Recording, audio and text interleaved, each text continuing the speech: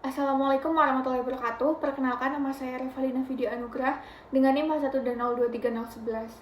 Di sini saya akan menjelaskan video singkat tentang aplikasi catatan keuangan mahasiswa sebagai tugas UTS mata kuliah pemrograman web 2. Di sini saya menggunakan framework CI3. Berikut videonya. Di sini saya akan menjelaskan terlebih dahulu file VS Code saya, di mana folder ini merupakan folder repository GitHub saya. Di sini di framework CI3 terdapat beberapa file. Saya akan menjelaskannya satu persatu. Yang pertama mulai dari config.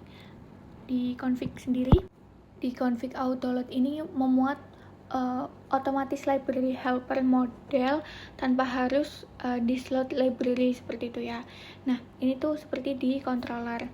Selanjutnya terdapat file config, di mana file config ini konfigurasi global seperti base URL, enkripsi, error logging, dan lain-lain. Selanjutnya terdapat pula file database, di mana file database ini memuat database yang akan kita gunakan nyambung dengan aplikasi database, misalkan MySQL yang kita gunakan. Nah, di sini nama database-nya juga sesuai dengan database kita, yaitu catatan keuangan. Selanjutnya terdapat pula file-file lain. Misalnya di sini terdapat file routers, di mana file routers ini mengatur rute URL ke controller dan metode tertentu. Nah, ini adalah rutenya. Selanjutnya juga terdapat file useraggregate.php. Kita lanjut ke file selanjutnya, yaitu kita tutup terlebih dahulu config-nya dan kita lanjut ke controller. Di controller ini terdapat file out.php, di mana di halaman ini berfungsi sebagai autentifikasi pengguna. Ini bisa kita lihat menggunakan konsep OOP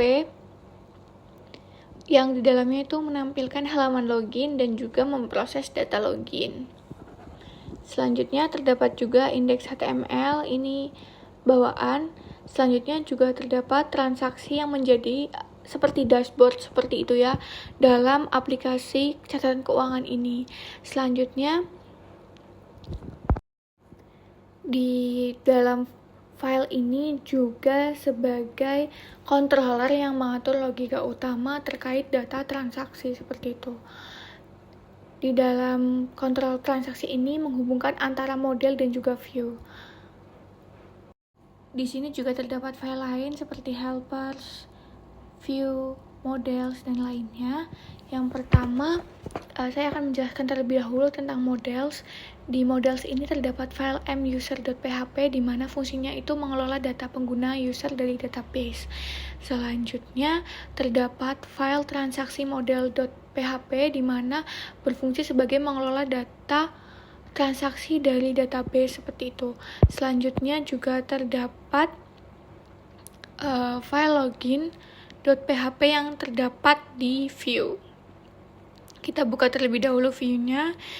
Nah, di view ini juga dibagi oleh beberapa file seperti itu ya. Nah, login itu berada di autentifikasi atau out. Nah, ini ada file login.php. Login.php ini sebagai tampilan form login untuk user, berisi input, username, dan juga password yang dikirimkan ke controller. Nah, ketika tidak ada akun, maka akan diarahkan ke register terlebih dahulu. Itu tadi registernya. Selanjutnya terdapat footer dan juga header yang terdapat di template. Ini berisi link bootstrap seperti itu ya. Selanjutnya terdapat folder transaksi yang berisi indeks dan juga fungsi tambah seperti itu. Ini adalah tampilan awal dari login. Karena kita belum memiliki akun, maka kita registrasi mahasiswa terlebih dahulu. Terdapat nama lengkap, username, dan juga password. Kita masukkan terlebih dahulu dan klik daftar. Selanjutnya, username yang tadi kita buat sudah masuk ke dalam tabel user. Bisa kita lihat itu nama panjang, username, dan juga passwordnya sudah di-hash. Selanjutnya kita bisa login menggunakan akun tadi.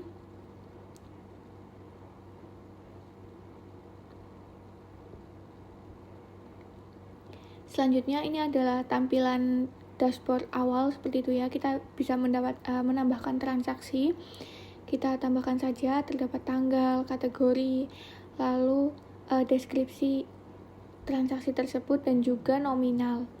Kita bisa melihat di sini ada aksi edit dan juga hapus, ataupun kita dapat menambahkan transaksi baru. Contoh ini pilih kategori, terdapat 2 pengeluaran ataupun pemasukan. Contoh ini pengeluaran dan kita beli buku. Nah, sudah tertampil. Di sini ketika kita klik hapus, maka terdapat alert apakah Anda yakin akan menghapus ini seperti itu.